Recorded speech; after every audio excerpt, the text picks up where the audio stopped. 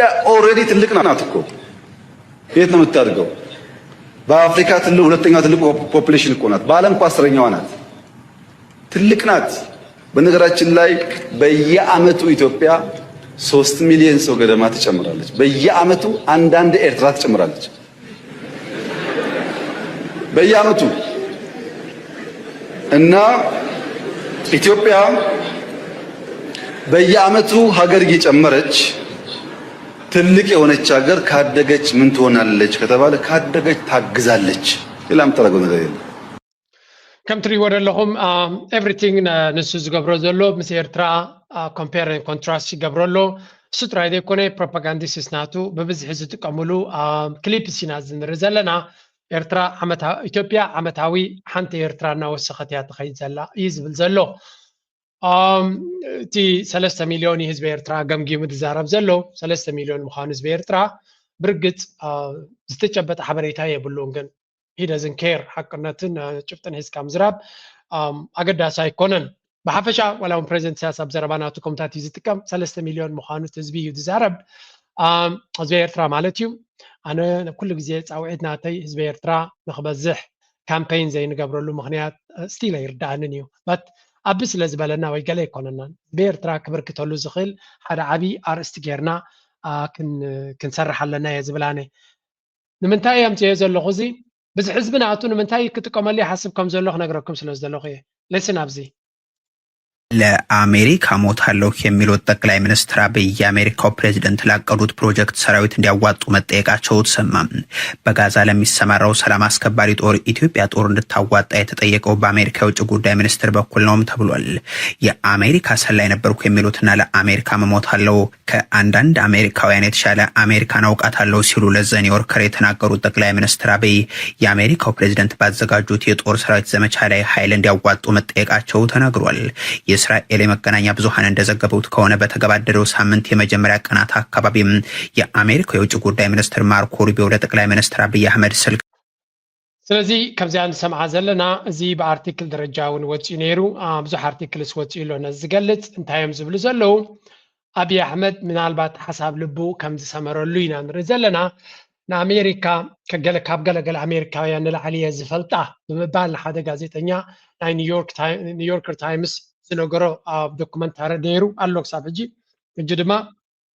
ንአሜሪካ ይፈትዋ ጥራይ ዘይኮንኩስ ክዋጋኣላን ክወጥቀላን ከማን ድልውየ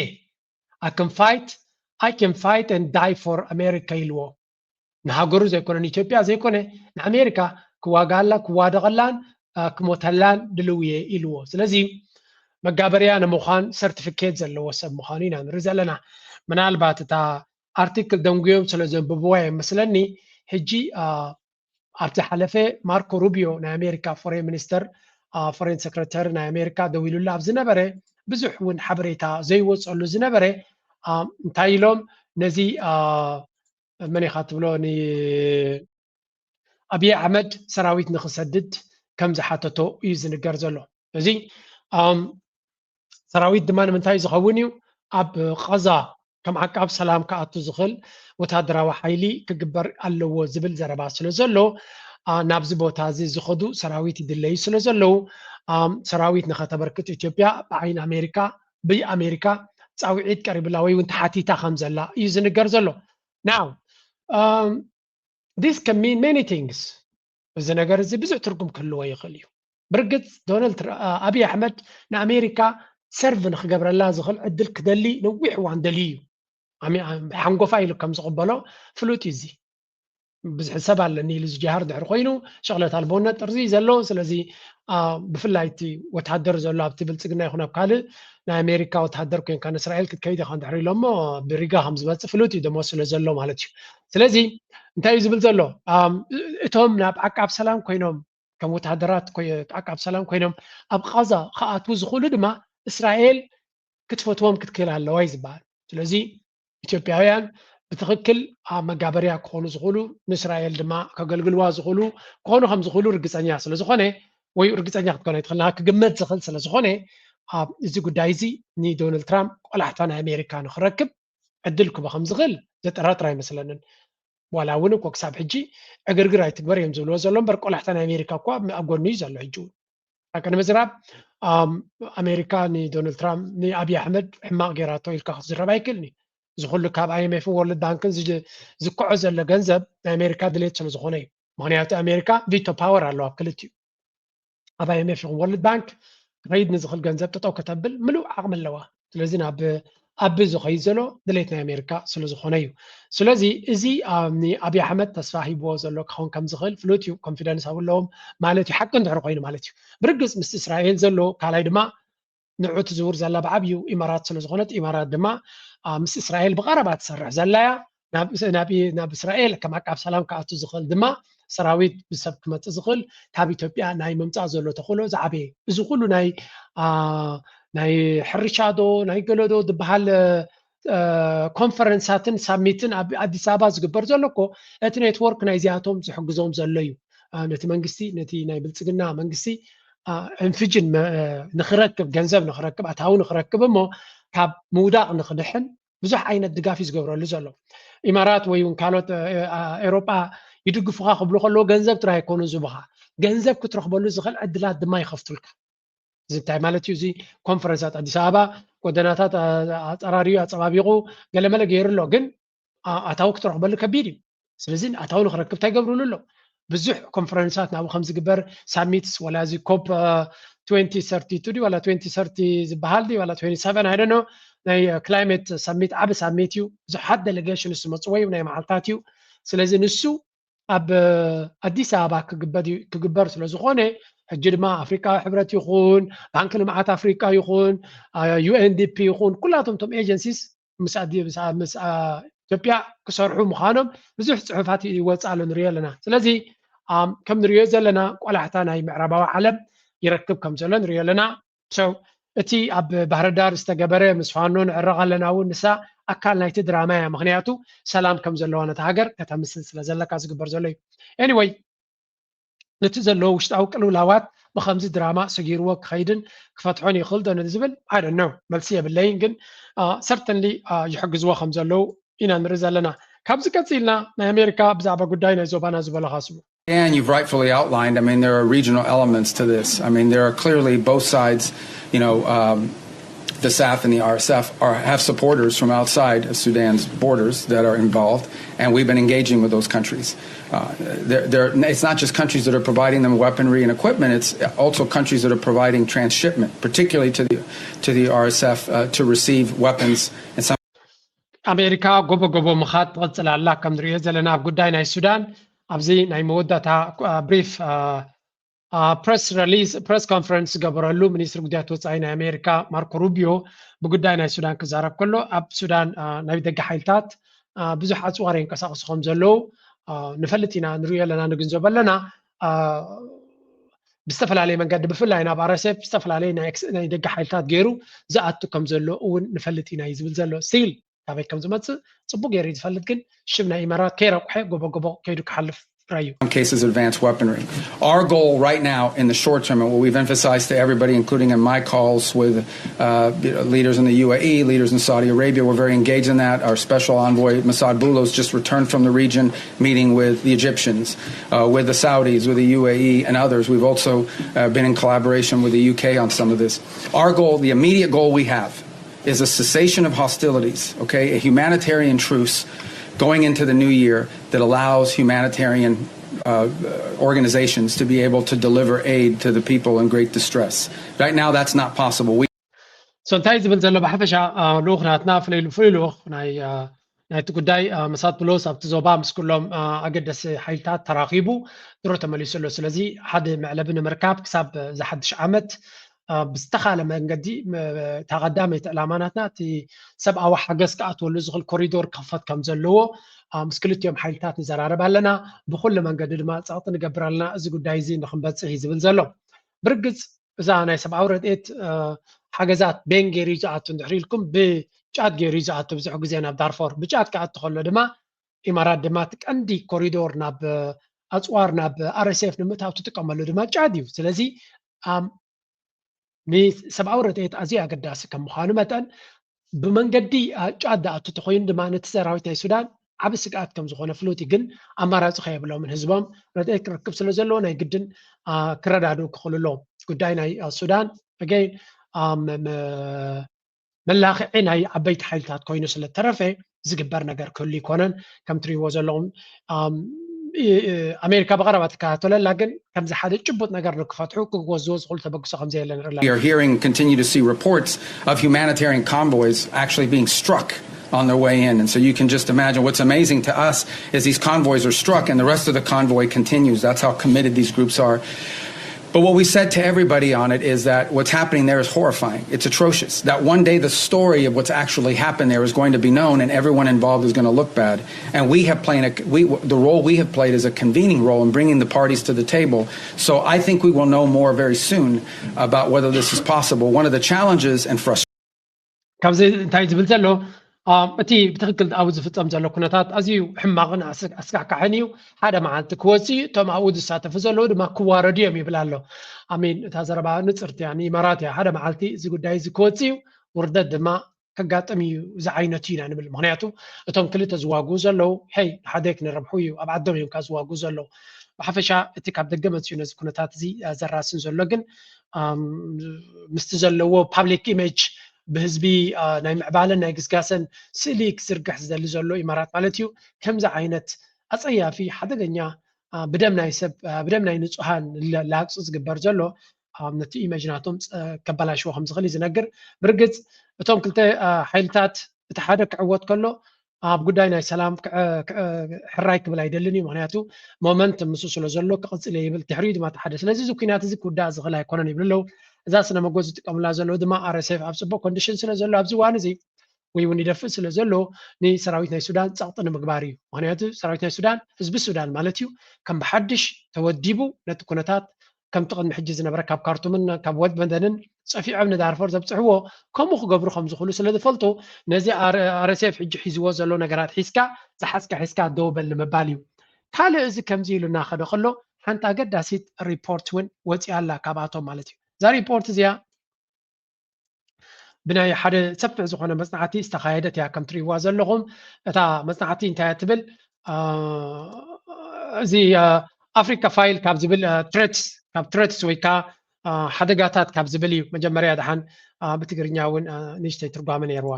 ምብራቃዊ ኣውሮፓን ዞባ ማእከላዊ ምብራቅን ኣብ ዝፍፀሙ ዘለዉ ግጭታት ኣተኪሩ ኣብ ዝጓዓዘሉ ዘለዋን ኣብ ዞባ ቀይሕ ባሕርን ምብራቅ ኣፍሪካን ስቕ ዝበለ ግን ከዓም ሓደገኛ ጂኦፖለቲካዊ ለውጢ ይምዝገቡ ከም ዘሎም ብኣፍሪካ ሪስክ ኮንትሮል ሓዱሽ ስትራቴጂካዊ ስልያት ትንታነ ኣመልኪተሎም ኩናት ሕድሕድ ሱዳን ኣብ መንጎ ኢትዮጵያን ኤርትራን ዘሎ እናዓበይ ዝኸይ ዘሎ ወጥሪም ከምኡውን እናወስኸ ዝኸይ ዘሎ ተሳትፎ ኣሜሪካ ስዑድ ዓረብ ሕቡራት ኢማራት ዓረብ ግብፂ ኢራን ሩስያን ቻይናን ድሕሪ ሕዚ ከም ዝተነፃፀሉ ፍፃመታት ኣይረኣዩን ዘሎም እቲ ትንታነ ከም ዝብሎ እዞም ጉዳያት እዚኣቶም ኣብ ዙርያ ዓለማዊ መስመራት ንግዲም መእተዊ መደባትን ስትራቴጂካዊ ምሕዝነትን ዘማእከሎም ተኸታተልቲ ስርዓታት ተንኮል የወሃዱ ኣለዉ ኢሎም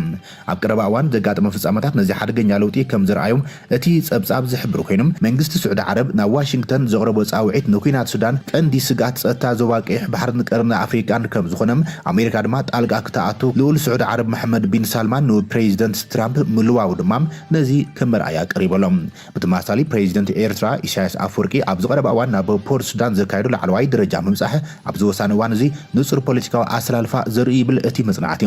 ብካልእ ሸነኽ ኢትዮጵያ ምስ ተበፃሕነት ቀይሕ ባሕሪ ዘለዋ ተገዳስነት ዞባዊ ፅልዋን ዝተሓዘ ውሽጣውን ግዳማውን ዲፕሎማስያዊ ፀቕጣት የጋጥማ እዩ ዘሎ መስመር ቀይሕ ባሕሪ ኣብ ንግዲ ኮንቴይነራት ዓለም ልዑል ብፅሒት ስለ ዘለዎም ሳዕቤን ግጭት ሱዳን ወይ ድማ ኣብ መንጎ ኢትዮጵያን ኤርትራን ብጌጋ ስሌት ኪኖ ቀረን ኣፍሪካ ዝዝርጋሕ ከቢድ ኩናት ክውላዕ ከም ዝኽእል እቲ ትንታነ ኣጠንቂቖሎም ሕዚ ዘሎ ወጥሪ ዓለም ለኻዊ መስመራት መራኸብ ይዘርግ ወፃኢታት ምድሕን ይውስኸሎም ቀረብ ሰንሰለት ድማ የደናጉዮ እዩ ዘሎ ኢሎም ከምቲ ትንታነ ARCም ብትሪ ዘጠንቅቖም እቲ ዞባ ምስቲ ኣብ የመን ወይ ሶርያ ዝተረኣየ ዝመሳሰል ናይ ውክልና ኩናት ምልክታት ከርኢ ጀሚሩ ኣሎ ኢሎም እዚ መስርሕ እዚ ግዳማዊ ሓይልታት ናይ ውሽጢ ዓዲ ተዋሳእቲ ተጠቒሞም ረብሓታቶም ንምስጓም ብተዘዋዋሪ ደገፍ ዝህብሉን ነዊሕ እዋን ዝፀንሕ ስትራቴጂካዊ ዓብላልነት ዝቃለሱሉን ዘለዎ መስርሕ እዮም ከምዚ ዝበለ ስርዓት ሱር ምስ ሰደደም ንድሕሪት ንምምላስ ኣፀጋምን ብዙሓት ወፃኢታት ዝሓትትን ከም ዝኾነ እቲ ትንታነ ጠንቂቖሎም ስለዚ እቲ ፀብፃብ ዝቕፅሉ 6 ክሳብ 18 ዋርሕ ንኣፍወርቲ መሻርክቲ ልምዓትን ሓንፀዝቲ ፖሊስን ወሳኒ ከም ዝኾነ ብምሕባር ከምኡውን ኣብ ሕሉፍ ታሪክ ምርግጋዕ ዞባ ዝተመርኮሶም ውሳነታት ድሕሪ ሕዚ ደጊም ከም ዘይሰርሕ ኣጠንቂቖሎም كم نريو زلنا أتي قداي بتدقاقامي نريو نسمعون زلنا قداي كوينو أبزوان زي كبابينا بفلاي كارن أفريكا أبزي تقل زبالة درجة بتحكم زلينا نرزلنا من يوم توم كوموز قبر زلو مستبل دما بفلاي إمارات أكتيف زخوني رول تسعود كم زلا تود درام منغو سعوديان إمارات كون كله إمارات جن مور استراتيجي كم زلوا أغريسيف كم زخونتن تسلتنا تدما تكباراون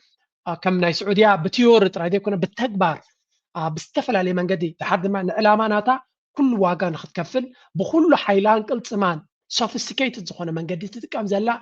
بمخانا نهاجرات عم موداقن فحفح عم بالن عب قديت تصاوت كم زلا يزنقر زلو بقمت على السعوديه تخكلنيا استراتيجي كم زي بلان ات استراتيجي ناتا دما نخيساتو كتكصل تخل كم زي لان يزنقر زلو that's is actually very true مالت السعوديه ابزي زقاطم زلو وددر ندحري خايو كم تزدله effective زخون استراتيجي كتري ولا بريزنت ساس اتريرو تزاربم نغير انت نيرو كم يلوم لمي there was a summer بكل دغيرنا يزنا بنانيرو لسكو يعني سمر سو ابزي كنرخلنا انتايو تي بريزنت ساس للسعوديه اب غدانك بحري دقيسكم الله يلومكم دقيسكم الله مغنياتو إمارات أكتيفلي تتعاطوا زلا تعاطا أنت خاينكم إيدكم زي تحول زلهم ويون سلم تايتي عبا هاجر نسخاتهم كنسو كم تزدله مهان ربحكم ونزقلو نجر نامتكم كله active participation كتقبروا زي تقولوا يلوم من البعض بسمعي دي ويس بلبونا تردي وتي محمد بن سلمان لوخنا تنا بيرتراك شددن اكتيف زخون الرول كقبر مخانن ولا immediately رسو كم استنقفوا نتنا السودان همتيو بس مسات بالوس تقبري دحري لكعت دحري مملاسنا بريزنت استقبروا اقدس وسانتاتن سقمتاتن رينا لنا جن اذا سستينبل دي كقصل لي بخمسي كال امارات ابت كبابينات قبرو زلا وفردي دبال دلو ويس زمتاري زبال زلو بتخوين بتي بزع جنزب تنقسقسالا وتصرناتان عقمناتان بوزيشناتان لما تحيل الله بقمت قالوا كم بعد السعوديه بعد الارترا ولا حنتون كوبري ترايون السودان ولن تخونه زر سيغنيفيكانت زخونه ابركتو مالسي سراويتنا السودان يخون حزب السودان السعوديه يلك زمر وي كدرف هيسمعنا بيكز ابركتونا تدرو سلا زخونه ኤርትራ ግን ትገብሮ ዘላ በትናታ ወን እንትኾነ ጭቡጥ ዝኾነ ለውጥ ከም ጻሎም ዝኽል ኩነታት ይርኢ ስለ ዘሎ ሰራዊቶም ምዕላም ለኣብነት ሓደ ዓብ ሓገዝ እዩ ሓያል ወታደራዊ ቅልጥም ስለ ዘይብሎም ኮይ ዝኽሉ ሽግር መፅኦም ዘሎ ብቁዕ ወታደራዊ ዓቕሚ ስለ ዘይብሎም ስኢልካ ክዳን ናይ ወታደር ስለ ተኸደንካ ኣይኮነን ብቁዕ ወታደራዊ ሜንታሊቲ ስነ ኣእምሮ ክህልወካ ኣሎ ብቅዓት ክህልወካ ኣሎ ኩሉ ናይ ወታደር ዲስፕሊን ክህልወካ ኣሎ ኣሚን ካብ ኤርትራ ንላዕሊ ዲስፕሊን ዘሎ ሰራዊት ድማ ወይ እውን ብከቢድ ፈተና ሓሊፉ ናይ ውትድርና ዝበፅሕ ድማ የለን ሓቂ ነው ዝራብ ከም ናይ ኤርትራ ክገብርዎም ኣይክእሉን እንዲኦም ቶም ሱዳናውያን ገዲፎም ካብ ቦርሶም ሒዞም ክኸዱ ይኽእሉ ኣነ ናተይ ግምት እዩ ከምቲ ንዓና ኣብ ሳዋ ዝገብሮ ተዓሊም ከምኡ ንሱዳናውያን ክዕልሞም ኣይክእሉን እዮም ክፃወርዎ እውን ኣይክእሉን እዮም ናተይ መረዳእታ ይሱ ናይ ኤርትራ ኢዝ ቨሪ ቨሪ ታፍ ማለት እቲ ተዓሊም ወላ ናይ ኣሜሪካ ብርቱዕ ምዃኑ ኢና ሰምዕ ግን እሱ ዝኣክል መግብለካ ዝኣክል መስተለካ መደቀሲኻ ምቾታ ሂወት ኩሉ ኣለካ ኣብ ኤርትራ ግን ማይ ትፅዕነሉ ግዜ ኣሎ ናይ ማይ ፈተና ኣሎ ናይ መደቀሲ ፈተና ኣሎ ናይ ምንቅስቃስ ናትካ مست برتعنا يتصحي سلزي سوا مالت very very very challenging task سلزي كمنا إيرترا عينت مسناخل جيرهم نتوم سودانويان تجيرهم سودانويان توم نفلت أمينا بورسهم ترنيفهم يا سلام عليكم أيزاي ما تشأتنا كلهم كم زغلنا شعبية فلوتي جنب عامهم يعلموهم كم زغلوا فلتينا إذا كل الرياضة لنا نتايو سعود عرب استراتيجيناتا حيلا زدلي متأسسار جيرا مستوم زقبهم كده الله بقمت على الإمارات ريم الله بغرب حيزاتهم زلا حميتها في السودان بسومالي لاند دما كلت ناي سومالي لاند ونه بكون على ناي سومالي لاند بونت لاند في سوماليا كلت استراتيجيكاوين بوتاتاتن كفالات ناي سوماليا حيزا الله بوحدو أبجوبا لاند وني دالوا سلازي نتي أقدر سنة فنداوكي عنو سوت كله تقاطع سيراتها زلا نفس السودان تخيتكا أبليبيا أنت تخيتكا عبد كفالنا بنغازي ودباو كتما نداد زلو زعبي كفالات كاب سمين ناي ليبيا بنغازي جميركا كساب دبوب كفرة زلو بمولو سوي تخصصي رم زلو من يوم سشات زلوم ركب ابزي كارتا تري وصراكم سلازي بحبشا امارات مور اجايل لما قلت زخونه فورت انفستمنت تقوم له ناي ودباوي انفستمنت ودب دما نتلوجيستيك نخد قواصر يحجزاكا ከምኡ ድማ ሚሊተሪ ቤዝስ ወታደራዊ ቤዛት ይገብሩ ከምኡውን ኮመርሻል ዲልስ ቱ ኤክስፓንድ ኢንፍሉዌንስ ከምኡ ድማ ናይ ንግዲ ኢንቨስትመንታት ናገበርካ ስትሮንግ ፕሬዘንስ ኢን ኤርትራ የብሎ እዚ ሕጂ ፌክ ሓሶት ከም ዝኾነ ንፈልጥ ኢና ብኤርትራ ነይርዎም ሕጂ ግን የብሎምን ከምኡ ሶማሊላንድ የመንስ ኮስታል ዞንስ ንኤርትራ ኩሉ ግዜ ብሕማቕ ንክትእትዋ ንቡር ስለ ዝኾነ ኣርቲክል ዓብ ኣርቲክል ግን ከምኡ ይገብሩ እዮም ኩሉ ግዜ strategic stakes, control of shipping lanes and energy transit, influence over fragile states in the Horn of Africa, Sudan, Somalia, Eritrea, Djibouti. Eritrea is not fragile, but anyway. Country was alone. It is a law Qaeda. Second day kabit kong kam zghali yom zano gruzalo. Kalot kulan hagarat. Abhada gawdi qana loa. Abzu wanzi taunko kaltsama adal dila dawila zal hagar Eritrea. Eritrea dema kam nuriyo dalana مبزحتهم ستيك هولدرز من تايم متزلوا يمزبلوا زلوا بعلهم من صحفات يوصلنا لهم في الله بوجن إثيوبيا قصال ذو تزلوا ترانزيشن عم مسجار ناي سلطان كاب حجي زلوا نولدوا مرحنتنا وتدراو مرحنات يكون سيفيلاو مرحنات يكون كلهم تم راحتنا إرترا حق تفترة سلزخونة كحل فيهم نفتو نطلع زقات من قرص سلزخونة السوق يحلفون سلزلوا already سلزي نزي كالكوليت جيروم يتصبي ولو أبوك في الترن زغل هقاف زخوني يكون جيجا زخوني يكون حواف تتفتيرو كفترون يوم بعلم كفترو فتنيوم نزين خيال قاتم دما لنكانيت راي إذا ناي سويدن حلافيت مسمزت كلتا أبو زقات أمي كونتات نبزحات إيرتراويان لبوم استنكفا كونتاتون كاوز بقاسينيرو من سيات أبقدميت كموت أصل استراي زوح إيرتراوي حق وسوق قلت ريالو This as simple as that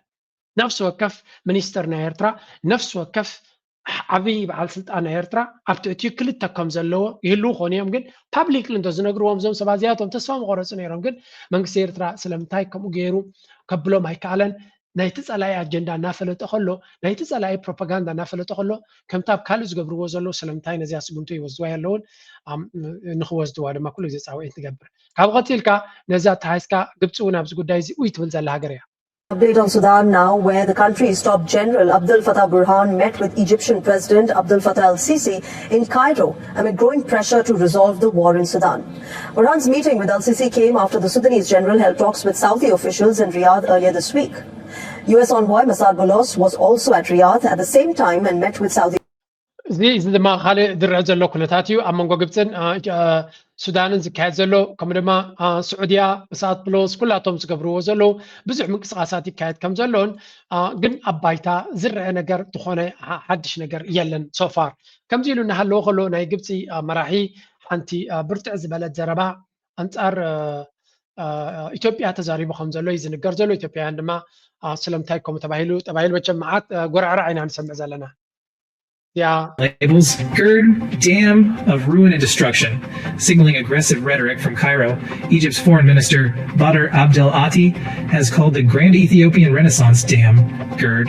a dam of ruin and destruction in remarks reported by the New Arab that reflect a hardening of Cairo's rhetoric on the Nile. Abdel Ati made the rhetoric from كم زدري زلنا زي مرحنا يجبتي فورين مينستر يجبتي دما نتي ديغا أبايز بحال نتايل ولو ديغا ناي ruin and destruction ديغا ناي أنواتن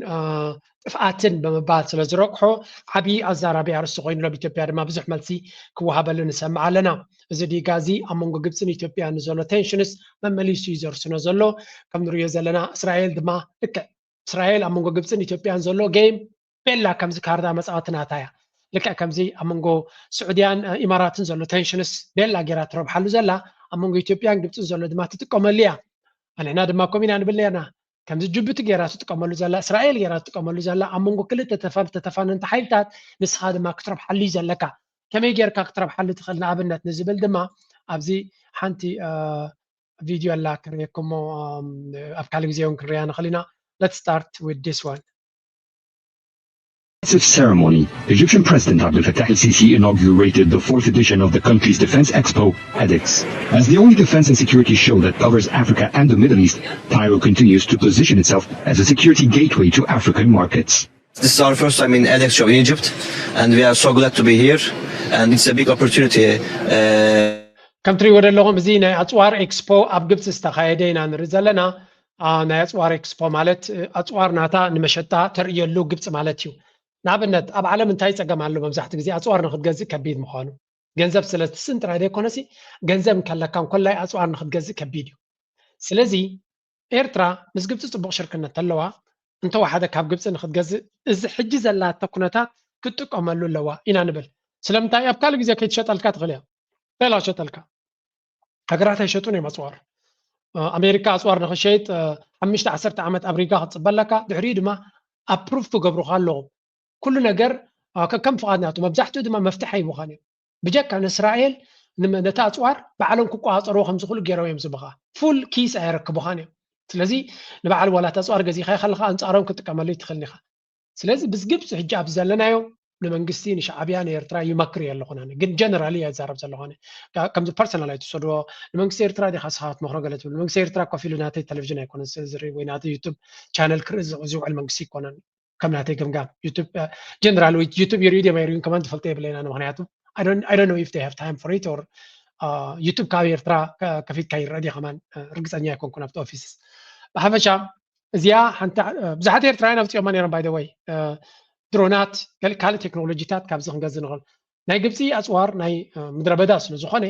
ዓሰብ ይኹን ለውላንድስ ናይ ኤርትራ ድማ ብርቱዕ ፀሓይ ዘለዎ ስለ ዝኾነ ቴክኒካሊ እውን ንዓና ክጠቅም ዝኽእል ይኸውን እዩ ስለዚ ኣጋይን ነዚ ሕጂ ዘለና ኦፖርቹኒቲ ብመልክዕ ልቓሕ ድዩ ብመልክዕ ካልእ ጌርካ ነቲ ወታደራዊ ቅልፅምናትና ነቲ ኩነታት ናይ ኤርትራ ዝርዳእ ነቲ ሴኪሪቲ ቻለንጅ ናይ ኤርትራ ዝርዳእ ሓይሊ ካብኡ ንክንገዝእ ክንጥቀመሉ ኣለና ወይ ብሓገዝ እውን ክንረኽበሉ ንኽእል መንገዲ ኣሎ መቸም መራኽብ መፅዮን ዶ ገለ መፅዮን ዝበሃል ዘሎ ንርኢ ኣለና ግን ኤርትራ እዚ ሕጂ ዘሎ እዚ ሕጂ ተፈጢሩ ዘሎ ፀገም ኣፅዋር ንክትገዝእ ድዩ ሓገዝ ንክትረክብ ድዩ ኢንቨስትመንት ንክትረክብ ድዩ እቲ ዝበለፀ ዕድል እዩ ብፍላይ ንግብፂ ድማ ስኩዝ ክንገብራ ይግባእ የባህላ ያነ ምክንያቱ ኤርትራ ተገድሶም እያ ንዖም ንኢትዮጵያ ወላ ሓንቲ ክገብርዎ ከምዘይክእሉ ብኣፎም ተዘይኮይኑ ብተግባር ኣይረኣናን ስለዚ ብዙሓት ኤርትራውያን ሃገራውያን ኣብ ኤክስ ክፅሕፉ ነይሮም ዘን ድሮናት ካብዚኣተንሲ መንግስቲ ኤርትራ ግድን ክገዝእ ክኽእል ኣሎ ንክገዝእ ዝገበረ ገይሩ ክዳሎ ክኽእል ኣሎ ምክንያቱ ብዙሕ ግዜ ብወገን ደቡብ ዝመፀና ዘሎ ተሓዲድ ቴክኖሎጂ የብልናን ኣፅዋር የብልናን ድሮናት ነፍሪ ኣለና ዶ ገለ ነፍሪ ኣለና ዶ ዝበሃል ስለ ዝኾነ ግብፂ ድማ ነቲ ንሶም ዝብልዎ ብዓብዩ ከም ስቃ ዝርእይዎ ስለ ዝኾኑ ኤግዛክትሊ እዚ ኩሉ ግዜ ነቲ ኩነታት ዝጥቀመሉ መን ኢልናኩም ጅቡቲ there you go they always use this opportunity opportunistic ሃገር እያ ትበሃል እዚኣ ኣብ መንጎ ኢትዮጵያን ግብፅን ዘሎ ኩነታት ፅቡቅ ጌሮም ስለ ዘንብቦ ጅቡቲ ነዚ ሃጓፍ ተጠቂሞም ኣፅዋር ካብ ጅቡቲ ካብ ዲዮ ክገዝኡ ምዃኖም ኢና ንሰምዕ ዘለና ስለዚ it's very critical ጅቡቲ the same ኣብቲ ናይ ኢትዮጵያ እውን ከይዳ ክትገዝእ As a military commander from Djibouti, I came to explore solutions that can benefit our country. I also want to see the products of global firms, as well as the production of our brother country Egypt.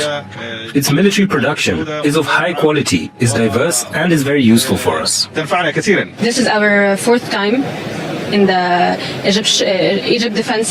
Exhibition. Its military production is of high quality, is diverse.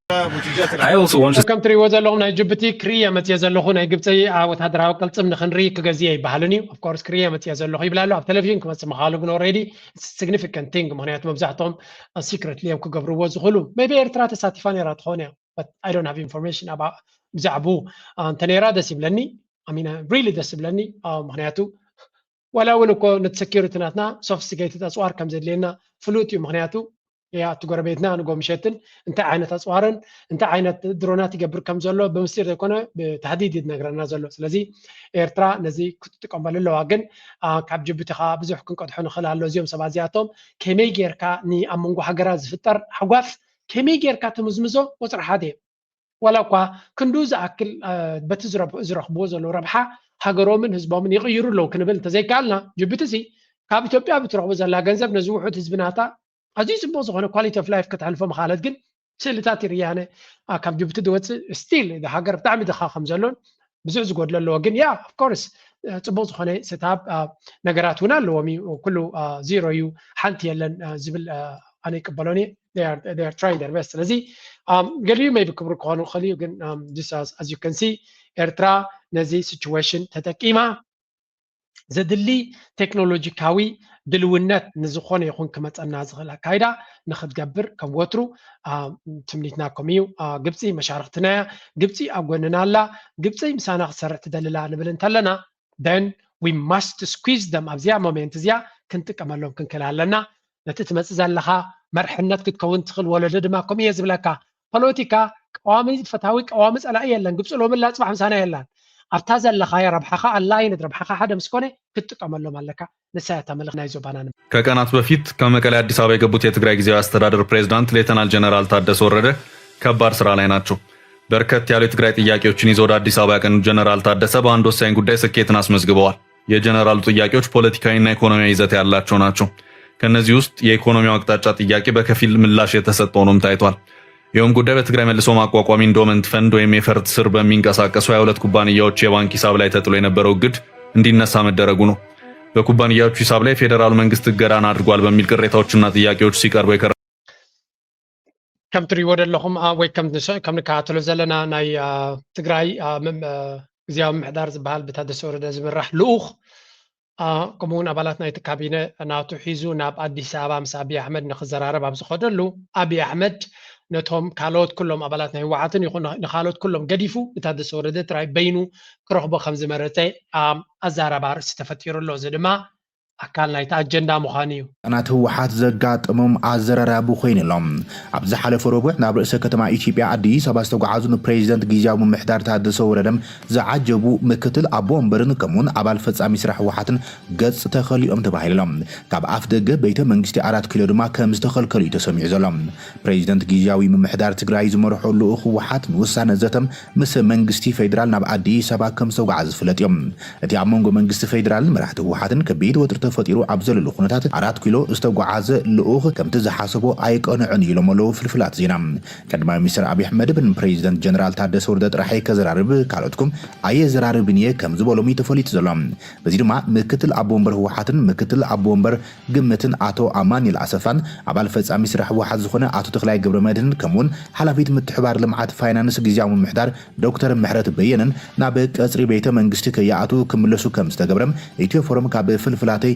زتلاخنا حبريتا بمبارص ابزبالام بزيدو ما قدما مستر ابي احمد جنرال تادس وردت راح تقبلو كم زرارب تافلفل حبيرالام كلتيوم ابزكايدو زرب بزرزر زي تقصت تافلفل قدما اتي بجت نسرحتنيات منغستيم كلكا اب حرا مريت زنقصاقسو عطقات كيتكوسنا زبلام كلته نطبطات وي محصنتات جنرال تادس ورد نحلقو قدما مستر ابي احمد كمستو محصنو عمل كيتالام قدما مستر ابي احمد كم نريو زلنا إذا قداي زي مجمريا بعبيو ندي تادس ورده فلوي جيم ويمكن فلوي تلوخو بأبي أحمد زتوهابو مخاني زنجر زخا أبي أحمد مستم كالوت أبتقراي زلو بزح ركب كبر دليت كم زي بلو تادس ورده كم نريو زلنا يا مونغو بتي نتا تقراي نمدخا ما بزكبر زلو قعزو أبي أحمد بيلا غيرو نتا كارديت كملا كم زلو again تقراي كا تاب جزية ناخذ نحن خيدو دما ممليسو تشجرنا بعسي كخيد بات حجر ما تناي مرجع زبل نفسه زخالة بده دما حزوا حزلهم يمتعلو نسو نفسه زخالة سقام كبريو كابو فلي بزبل نابير تراز كبر زول خالص ما ريفايز አረጉና ከኢራን ጋር ተጻራሪ ወደ ሆነችው ወደ ሳውዲ አረቢያ ተለጥፈው እዚህ ሱዳን ውስጥ ያለውን የፖለቲካ ሁነት ስፖንሰር የማድረግ ስራ እየሰሩ ነው። ሱዳን ውስጥ መጀመሪያ የሃይሚቲ ወይም ደግሞ የዳጋሎ የጀነራል ዳጋሎ ደጋፊ ነበረ ሻቢያ። ከዛ ከተወሰነ ጊዜ በኋላ ደግሞ ተገለበጠና የአልቡርሃን ደጋፊ ሆናል። ከሳውዲ አረቢያ ጋር ተለጥፎ የፖለቲካ ስራዎች ይሰራልና ሻቢያ በእንደዚህ አይነት ነው ሰርቫይቭ የሚያደርገው። በጣም ኢኮኖሚ፣ የፖለቲካ፣ ማህበራዊ ጉዳዮችን ዘመን ተሻጋሪ የሆኑ ፖሊሲዎችን ቀርጾ ዜጎችን ወደ አደገ ወይም ደግሞ ከፍ ወዳለ የፖለቲካ ማማ ላይ የማሳደግ ወይም የማውጣት ራዕይ ያለው ድርጅትም መንግስትም አይደለም። እንደ መንግስትም ፕሮፐር ስቴትም አይደለም። በነገራችን ላይ ዝም ብሎ የሽፍታ ስብስብ ከም ትሪእዎ ዘለኹም ንሻዕብያ ከም ሓደ ሰይጣናዊ ኦርጋናይዜሽን ንምግባር ኮኦርዲኔት ዝኾነ ፕሮፓጋንዳ እዮም ዝገብሩ ዘለዉ። እዚ ከዓ ንጹር ነገር እዩ። ሻዕብያ ኣብ ርእስኹም ኣትዩ ከም ዘለዎን ንሻዕብያ ከተጥፉ ከተዳኽሞ ኩሉ ፈቲንኩም ስለዘይሰለጠኩም ኣብ መወዳእታ ንምድኻም ጥራይካ ክትመርፅ ትኽእል። እዚ ድማ ኣገይን መንግስቲ ኤርትራውን ብብርትዕ ዝበለ መሊሶምሎም ነይሮም እዮም ለንቀነ ነታ መልሲ ናቶም እውን በዓሉት ሚድያታት ናቶም ከጋውሓ ሰሚዐ ኣለኹ ስምዕዎ ኣብዚ بعلم زبلو زلو هاجر إثيوبيا خحمز زغل ملوكته حيلي بالله كتب الإيرترا قليصة منجز إثيوبيا بحقتها كوينات بسمعي تبدلاي إنه تكشفني فتاتنا لو كتب لها إيرترا إن إثيوبيا خاسيس هذا منستر زينا إيرترا إيمان قبر مسكال أب محبرة ومرة بي إكس أب زرقو حبرتها سرعات بلتقنا بحق أفريقيا بحري كسمرو لنزغل ድሌታቱ ብስምዒት ተበዳላይነት ዝንዝሑ ዝተዛብዑ ተረኻት የብዝሓሎ ክብል ወቂሱ ኣሎ ስርዓት ብልጽግና ንዝሓለፉ 2 ዓመታት ኣፍ ደገ ባሕሪ ካብ ኤርትራ ብሓይሊ ንምምንዛዕ ፕሮፓጋንዳ ክነዝሕ ጸኒሑ እዩ ሕጂ ድማ እዚ ብሓይል ቃል ዝንዛሕ ፕሮፓጋንዳ ኣዝሓሒሉ ተበዳሊኤ ናብ ዝብል ፕሮፓጋንዳ ተሰጋጊረሎ ዝበለ ሚኒስተር የማነ ገብረ መስቀል እቲ ስርዓት ኣብ ልዕሊ ኤርትራ ንዝኸፍቶ ወራር ዓርሰ ምክልኻል ናብ ዝብል ዙምቡ ኣካይዳ ክልውጦ ይጽዕር ከም ዘሎ ገሊጹ ኣብ ቀረባ እዋን ሚኒስተር ጉዳያት ወጻኢ ኢትዮጵያ ኤርትራ ሰላም ኢትዮጵያ ናይ ምዝራግ ዝጸንሐ ታሪኽ ኣለዋ ምባሉ ዝዝከር እዩ እቲ ሕጂ የማነ ገብረ መስቀል ንእሽቶ ሃገር ኤርትራ ከመይ ጌራ ሰላም ዓባይ ሃገር ኢትዮጵያ ትዘርግ ዝብል መልሲ ድማ ነቲ ሚኒስተር ጉዳያት ወጻኢ ኢትዮጵያ ዘስምዖ ክሲ ከም ዝኾነ ዝንገር ዘሎ ኤርትራ ንዓባይ ሃገር ኢትዮጵያ ክሕምስ ዝኽእል ምልክቶ ናይ ብሓቂ ከም ንሪኦ ዘለና ኤርትራ ብተደጋጋሚ ነቲ ዘረባ ናቶም ከምቲ ንብሎ ኩሉ ግዜ ኣብዝውን መንግስቲ ኤርትራ ድማ በቲ ቃላቶም ዝሃርሞም ዘሎ ድሕሪ ኤርትራ ንእሽተይ ሃገር እያ ኣብ ዓመት ሓንቲ ክንዲ ኤርትራ እናወሰኽና ንኸይድ ኣለና ቁጠባና ዓብ ጂዲፒ እዩ ከምዚ ትብል ተኮይንካ ኤርትራ ክትርብሸካ ይትኽእልና ብኤርትራ ክትርበሻ ይትኽእልኒ ኢኻ ማለት እዩ ስለዚ ስለምንታይ ዳብል ስታንዳርድ ወይ ከዓ ተሓሶት ናትኩም ሲ ሓደ መልክዕ ትሕዝዎ ኤርትራ ሓያል እያ እንተሪኢልኩም ሓደ እዩ በቲ ኤርትራ ሓንቲ ዓቕሚ የብላ መንግስቲ የብላን ስርዓት ናታ ከምዚ እናበልካ ፀኒዕካ በቲ ድማ ኤርትራ ትበታትንና ዘላ ዓውት እትወልና ዘላ ፋሕብትን ትገብረልና ዘላ ንዝተፈላለዩ ሓይልታት ፋንድ ትገብር ዘላ እናበልካ ትእውዮ ድማ ኣይናዩ ተሓኪ ሓዲዩ መንገዲ ሓደ ኣብ ሓንቲ ረጊፅኩም ተዛረብ እዩ ኖ ኣይረግፁን እዮም ሳቶም ብክልተ ሰለስተ መንገዲ እዮም ክሃርሙና ዝፍትኑ በምሓርኛ ብናቶም ፕሮፓጋንዳ ክኾን ከሎ ኤርትራ ሓንቲ የብላን ዝሞተት ሃገር እያ ዶ ከምዚ ዶ ክብሉ እዮም ዝመርፁ ብእንግሊሽ ክኾን ከሎ ግን ኤርትራ ከተጥፋና ትኽእል እያ እቲ ኢንተርናሽናል ሚድያ ኤርትራ ከምዚ ትገብራላ ሓደጋ ትፈጥራላ ብምባል ንኤርትራ ኣይዞሌት ንምግባር ኮርነር ንምግባር ብዙሕ ፃዕሪ ዝግበር ዘሎ ኤርትራውያን ድማ ኣብቲ ናቶም ጌም ኤርትራ እኳ እቲ ዝበለፀ መልሲ ክትቦ ትኽእል ኣነ ዝብል ኣብ ዓበይቲ ኢኒሽቲቭስ ንህዝቢ ናታ ኣብ ናታ ዘተኩር መንገዲ እንድሕር ጌራ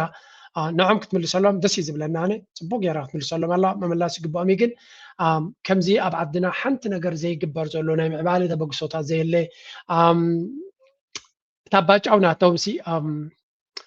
ኤርትራ ብተግባር ክትምልሶ እንተትኽእል እዚ እቲ ዝርአ ነገራት ተበግሶታት ከምዚ መንግስቲ ኤርትራ ክግበር ከም ዝኾነ ዝነግር ዘሎ we are going to do it እዮም ዝብሉ ዘሎ but they have to take the ነታ ነዳዲ ውስቕ ኣቢሎም ክብገሱ ክኸልሎም ነቲ ክግበር ዝኽእል ዓብ ለውጢ ከም ዘድልየና ፕሬዚደንት ኢሳያስ ተደጋጋሚ ተዘሪቡ ኣሎ ብዙሕ ስራሕ ከድሊ ምዃኑን ዓብ ስራሕ ንምስራሕ ምብጋስ ከም ዘለውን ይዳለዉ ከም ዘለውን እዩ ዝንገር ስለዚ this has to be እቲ ኢኒሽቲቭ ተበግሶ ክውሰድ ክኽእል ኣለዎ ምእንታን ነቲ ንደልዮ ዘለና ንክንበፅሕ ካልእ ኣብዚ ተቀደም ንዓና ዝምነዩልና ዝነበሩ ኩሉ ናባቶም ክግምጠል ኮለይና ንርኢ ዘለና 100 በላይ ከትግራይ ከአማራና ኦሮሚያ ክልል የተውጣጡ ታዳጊዎችና ወጣቶች ታሰሩ። በአፋር ክልል ውስጥ የታሰሩ ሰዎች ውስጥ እድሜያቸው ከ13 እስከ 15 ያሉ ታዳጊዎች የሚገኙበታል። የሀገሪቱ የማያባራ ጦርነት የኢኮኖሚ ድቀቱንም ተከትሎ ኢትዮጵያን ጥለው የተሰደዱ ያሉ አሊያም መሰደድ የሚሹ ዜጎች አዝ ከመቼውም ጊዜ በላይ እንዳሻቀበ የሚታወቅ ነው።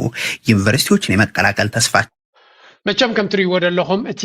ኣብ ልዕሊ መንእሰያት ብግፋ ዝዕስከሩ ካልእ ነገር ንኣሽቱ ትሕቲ ዕድመ 13-15 ካብ 13-15 ዝዕድሚዮም ሰባት ኣብ ትግራይ ይኹን ኣምሓራ ይኹን ኦሮሚያ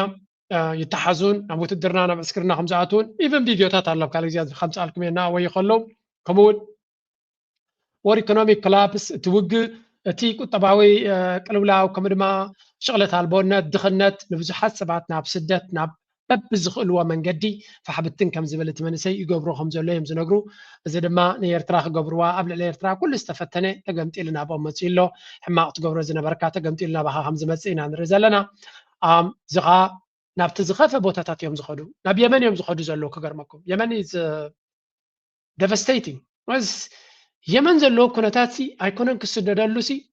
ኣብዚ ኩነታት ንሪኦ ዘለና ናይ ብሓቂ ተተሓሳስብ ሕጂ ድማ ገጭፍ ኩናት ይመፅእ ከም ዘሎ ናብ የመን ብኩሉ ሚድያታት ዝዝረብ ዘሎ እዩ ናብኡ እዮም ዝስደዱ ዘለዉ ሰብ ብሶማልያ ገይሮም ብጅቡቲ ገይሮም ብጀላቡ ገይሮም ማለት እዩ ከም ንሪኦ ዘለና እቲ መንግስቲ ድማ ከም ንሪኦ ኩሉ ግዜ ነቶም መንእሰያት ኣብ እስክርና ናብ ካልእን ክገብር ዝፍትን እዚ ዓይነት ስደት ንኤርትራዊ ጥራይ ክኸውን ኤርትራዊ ጥራይ ዕጩ ከምዚ ክኸውን ብፖሊሲ ደረጃ ሰሪሖም ምስ ካልኦት ተሻሪሖም ሰሪሖም እቲ ዝገበርዎ ግን እቲ ኤርትራዊ ናብ ስደት ክኸይድ ዝገበርዎ ኤርትራዊ ብምሉእ ናብ ምዕቡል ዓለም መፅዩ ብቁጠባ ብትምህርቲ ብካልእ ነገራት ሰልጢኑ ሎሚ ኣብ ዝበለፀ ደረጃ ኣሎ لو ما بزبلص درجة سلزله دما نتانسهم كتفواز دلي حجر نمدحانا مستعفت حجر تطويل مكيتو نتحجر كم تغسل زجبره إيدن قانتم كوينو نتحجر نابز بلص مدرخنا خمسة بزح تعرخ جبر بزح موفاين خجبر تلو النزل لويو نزل ما تقاومات بوجن إثيوبيا بزح من قد يكبر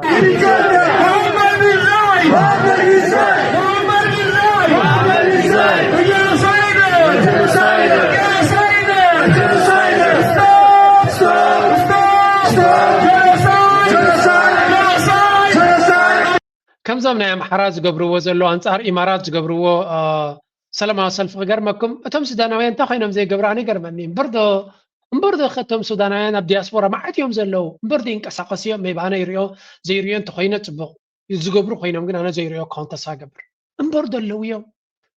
I don't know man هاجر كم زنا هونت كلاس عبنا هاجر قبرا يتغلو it's just yeah I mean it's not easy جن زغرمي ابتي غداينا قزا كدم تايم قصاصات يكبر نيرو كمونا غداينا تግራይ كدم تايم قصاصات يكبر نيرو ግን for whatever reason ابس خون كله ግን I don't see anything ግን ازياتهم نتنገرتي expose ንምግባር ብዙሕ ጻዕሪ ገብረهم ዘሎ ተወለትና ማሕራፍ ላይ ኣብ እንግሊዝ ኣብ ሎንደን ነቲ ኢማራት ናይ ደምን ናይ ሕማቅን ኣብነት ከም ዝኾነ ንኸፍልቱ ብዙሕ ተበግሶታት ይገብርለው እዚ ስደትን ወረ ስደትን ድማ ብርግጽ نحن إيرتراويان سلتسددنا كمان أخونو إلنا خنراجم ويون إيرتراويان يسددوا سلزنبرو إثيوبيا يخون السودان فعبتنا أتيهم كم يخون يلزم من إيرتراويان لن اتفاقتنا ريبورت قبل لنا بعلاتهم ريبورتس قبل وزلو إن نرزلنا جن أتي كنتات نزي مسل نعطي تمنيت مالتيو مانم إيرتراو كبيرتراك سدد هيدلني مانم أيوب مانم إيرتراوي زي سدد الله نعدز من السلامبر كبيرترا مانم سب زي سدد الله عدل كنفتر تسفاي قبر أبزس كسمعوهم كالك عزبلونا زلو بسرتا مالت تاي تاي خوينو نتا إيرترا نكردا ذيك عليك مالتك تاي خوين تاي إيرترا تفاتح هو تاي خوين تفن حكي كيف تفكر وا سلام تاي بزعوا إيرترا كزار ذي يدل السب مثل حرات مات مثل دي نبر دل زلو مستم قبيلات دي نبر دل زلت سلازس أوزي قلدي كونن يتقال يزلو قلدي كونن نا إيرترا قد كل جزء خنزارو لينا بسخرنا أيوة معاتي مهنيات وررنا أيوة ممكن قبرين هذا هذا سويل كاخم ذي شم سيل كاخم ذي كل عالكم ذي ولو قرمنا تاتم سيل كا هو الكان نتصير ترستي نمعفان بزح سي فتنات يزقبر زلو جن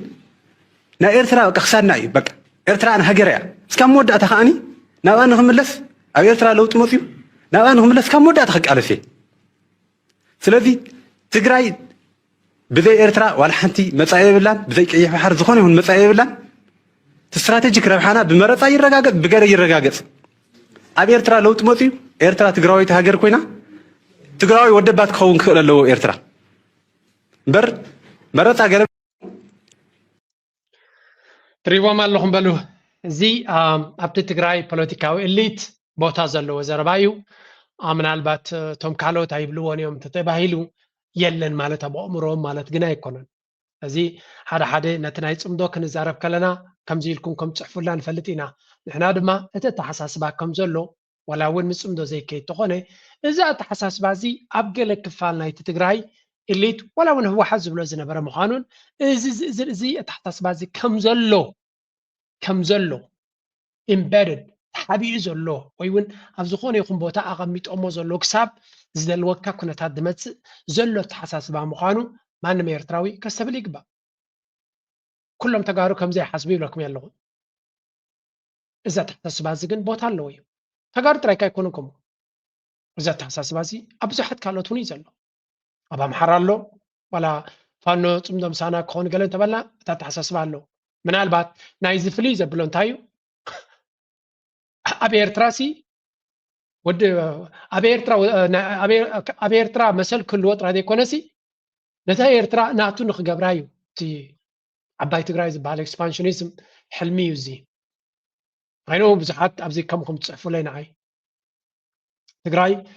ሉላዊ ሃገር ክኾኑ ድሕር ደልዮም ናቶም ምርጫ እዩ ከም ኤርትራዊ ድማ ሰፖርት ክንገብሮም ኣለና ክብል ከለኹ እሞ ትግራይ ፅባሕ ንጎ ሃገር ኮይኖም ካብ ውግእ ክዕርፉ ካ መሲልካ ትግራይ ንባዕሉ ሃገር ንክኾኑ ወይ እውን ሃገር ከም ብቁዓት ኮይኖም ንክኸዱ ኣብ ነፍሶም ኣብቲ ዘለዎም ፀጋታት ዘይኣምኑ ስለ ዘለዎም ናብ ኤርትራ ቁራር ገይሮም ባሕር ክሕዙ ዶ ገለ ዶ ከምቲ ካብ 4 ኪሎ ዝመፅእ ዘሎ ተመሳሳሊ ሕልሚ ካባቶም ክመፅእ ምዃኑ ኸ ረሲዕ ክያድ ኢኻ ትብሉኒ it doesn't matter እቲ 4 ኪሎ ብምሉእ እቲ ኢትዮጵያ ከሎ ደሰይም እዩ ትግራይ በይኑ እንተይሉ ድማ ደሰይም እዩ ስለዚ ቶም ትግራይ ዝበሃሉ ቶም ህወሓት እኳ ኣብ 4 ኪሎ ከለውን እዛ ተሓሳስባ እዚ ነዊሕ ዓመታት ርኢና ኢና ዋጋ እውን ከፊልና ኣለና እቲ ናብ ባሕርና ዘጠምት ኩነታት ከምቲ ንብሎ ኩሉ ግዜ እዚኣቶም ስለምንታይ ንባሕርና እናጠመቱ እዮም ባህቑ ኣብ 4 ኪሎ ዘሎ ኤሊት ስለምንታይ ናብ ባሕርና እናጠመተ እዮም ባህቑ ስለምንታይ ከምኡ ኮኑ ኣይትበል ንዓኻ ዝምልከት ጉዳይ ኣይኮነን ኤርትራዊ ስለምንታይ ከምኡ ኮይኖም ንዖም እዩ ዝምልከት ከመይ ጌርካ ነዚ ነገር እዚ ኣብ ኩንነት ክቕየር ከም ዘይክእል እንታይ ክንገብር ኣለና ኢናትና ስራሕ እንታይ ክንገብር ኣለና ኢናትና ስራሕ እንታይ ክንገብር ኣለና ድማ ማልቲፋሰትድ እዩ ብብዙሕ መንገዲ ዝረአ መጀመርያ ኤርትራ ወታደራዊ ዓቕምናታ ሓያል ክኸውን ኣለዎ ኩሉ ግዜ ኢና ድማ ስለዚ ከም ትሑዝ ጌርካ ውሰዶ ዘሎ ኩነታት ይሱ ካልእ ምስኡ ዝተሓሓዝ ክበኩም ኣብዚ أي منشر بمخانو خاب قص مريت نطفا أيو كاب عمر الصبح خيخنا ونزمت تولد خمسة ذكر نكبر هتسانا شمناتهم كل عالم كل خمس بدو نكبرهم بزبل قص قص زفلتن دياقون زبل مسوع حزنا بساعات أما خارق الدائم نسر بلسقنا مخانو زنكرلو دانيال كبرت إيرترا زخونة اللو مخنات كتأفيغ بالقليس لهم تيس انصويات حنكليتين كم زبل روح زنكرلو دياقون زبل معارك زخطة لدانيال كبرت نتا بواقا دك أهلا وزرخبت بواقا دك أنا سلطان مسيم دما بزي سب كترف زغبرا زلو قتل تتختيلو إيرترا بساعات زي زلو عاق من برد قطوا مواقرا كما أكل نعقد جيروز قلت أخوينو إيرترا ناس أزوات له مخنياتي تيبيا بدق بحرن زي مركب تباهيلو بشرح صعد مخانون كقلت سمعي إيرترا زتفليت إثيوبيا ودب بحر قدسن بمدب استقبر مخانون عبز قربا جزي إثيوبيا ودب بحر مسرخبت إيرترا زخونة اللو مخنيات كم سرز أف مليز قلت مخار أبي أحمد دياقون قالوت هاجراتني إيرترا كم هاجر استقبل على مخنياتون كم زبك عقليتي حزب إثيوبيا إيرترا حد حزب مخانو زقلت الشعبية نزنا إذا مخار زخونة وخد ملس زي هذا خوينو إيرترا نخيت خون جن باش حز قد صور زي قاتات نيزا هاجر إثيوبيا خد كون اللود تبهاله كم نريد زلنا ولا توم حلف زبلو تقاومتنا إيرترا بزنا دانيال كبرت زبلو زلو أزراربا قطعهم كقلت تسميهم زدما أقداسيو مسعبي مسرح كم إيرترا وخينكا بوليتيكا ونفس قتلت مخانين أنفل دلنا وازل زي كويس أطو كبليو تأياترا تبهالها خمها إثيوبيا أفدق بحري كتركب كلها إيرترا زخونة المغنيات أطو كبليو تأياترا تبهالها خمها جروين كتقولوا أي تسألني أيو زي دياقونيوم زبلو زلو جن I don't know تعنسو نقدر نجزيو زعبا إيرترا زبلو عبي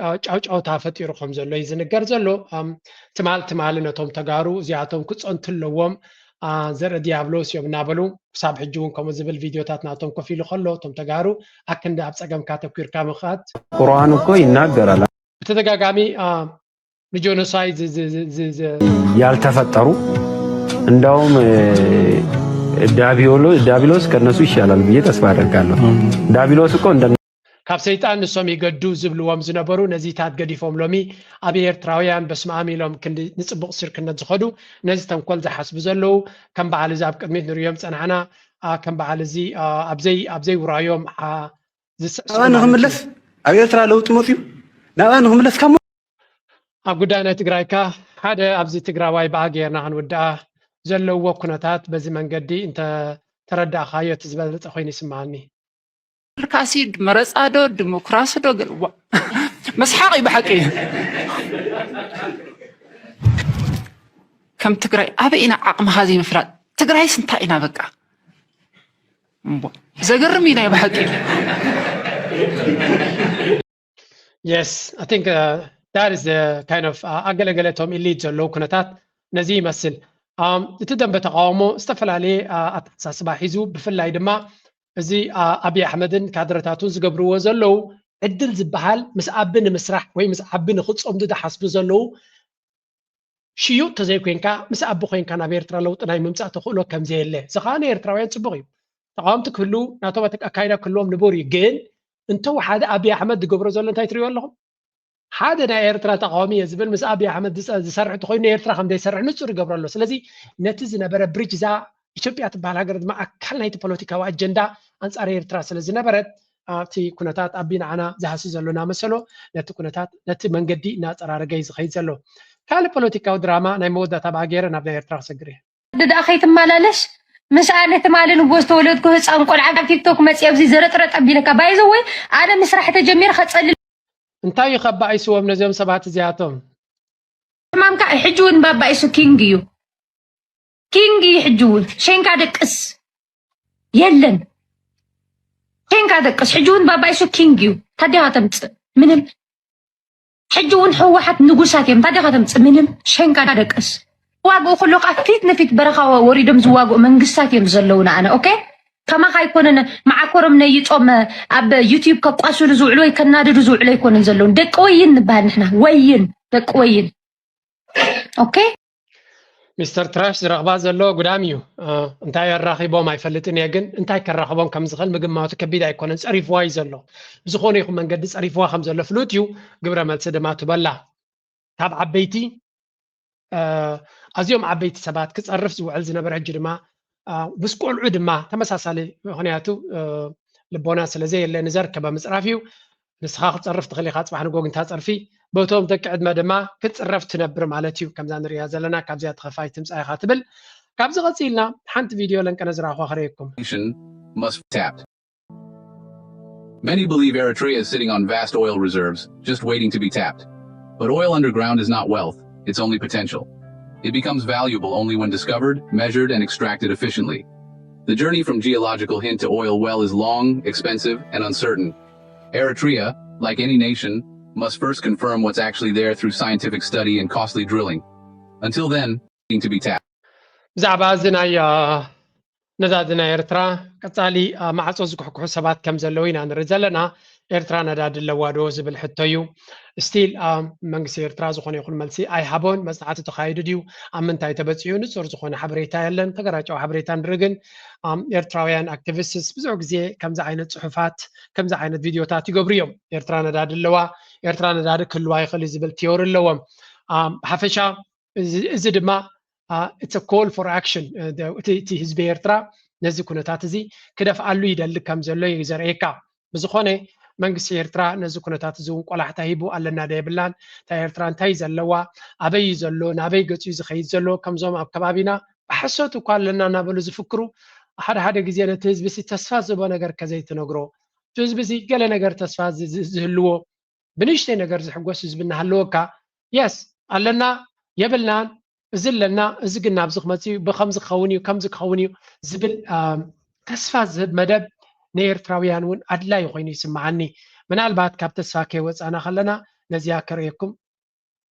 ሓደ ካብቲ ኣነ ካብ ኤርትራ ክርእዮ ዝደሊ ነገር እንተሎ ኩሉ ግዜ ናይዚ ተምሃሮ ናይ ዩኒቨርሲቲ ዝምረቑሉ እዩ ከም ትሪእዎ ዘለኹም ለንቀነ ኮሌጅ ማይ ነፍሒ መመረቕተናቱ ገይሩ ኩሉ ግዜ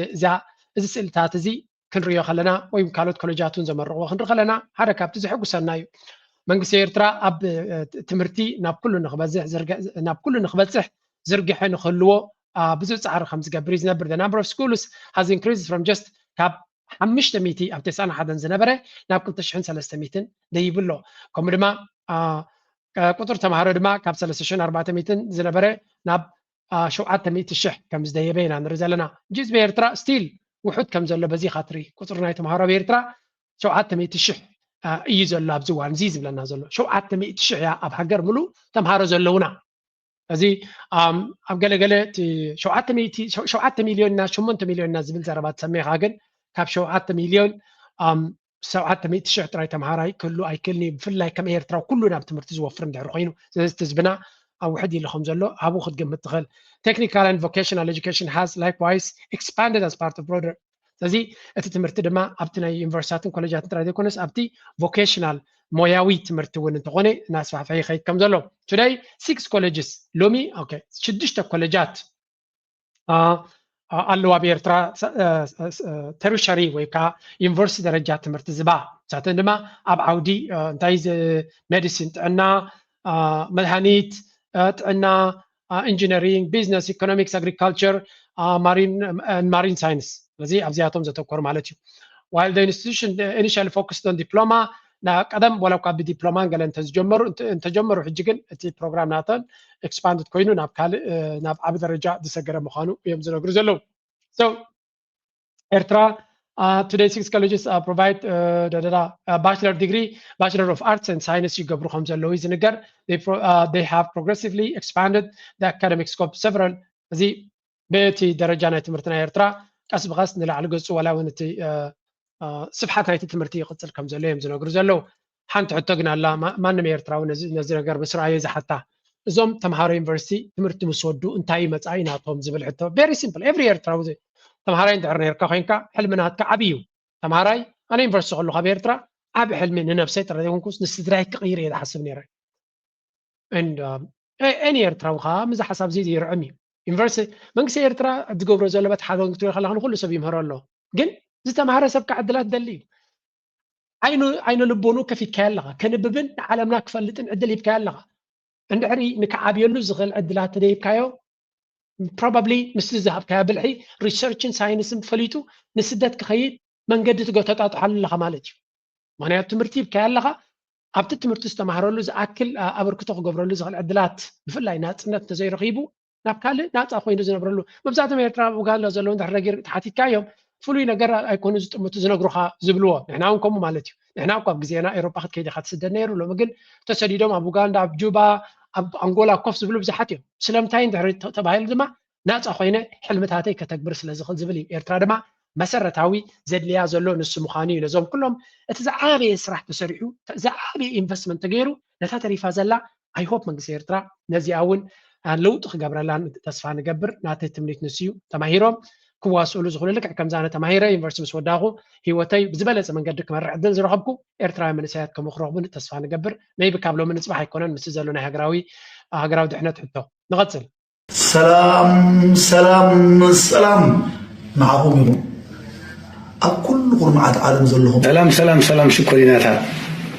ኩልኩም ደቂ ኤራይ ከመይ ትኾኑ ከመይ ኣለኹም ድሓን ዘለኹም ከምዚ ኣነ ፅቡቕ ዘለኹ ፅቡቕ ትሉ በዓል ሙሉእ ተስፋ እየ ሕጂኻ 2026 ርሑስ 1 ዓመት ክበረልና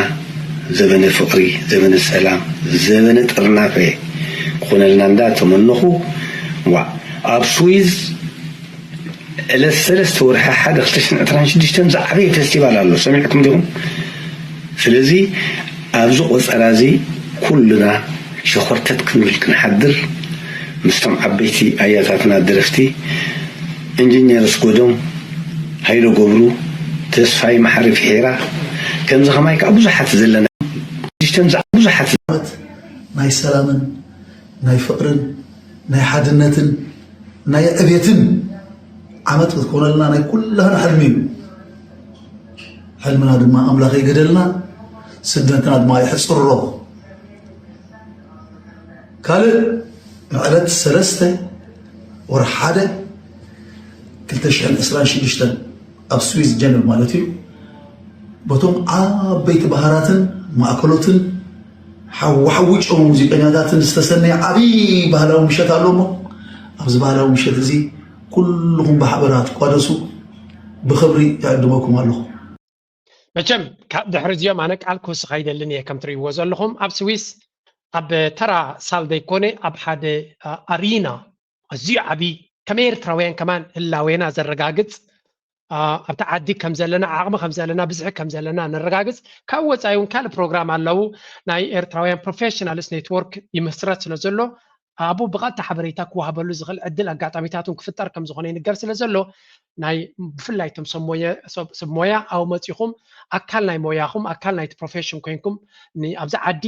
ከም ተራ ቁፅሪ ጥራይ ዘይኮናሲ እቶም ሞያውያን ኣብ ዝተፈላለየ ሞያ ዘለና ብሓደ ኮይና ኔትወርክ ናትና ሎቢ ንክንገብር ፅልዋ ንክንገብር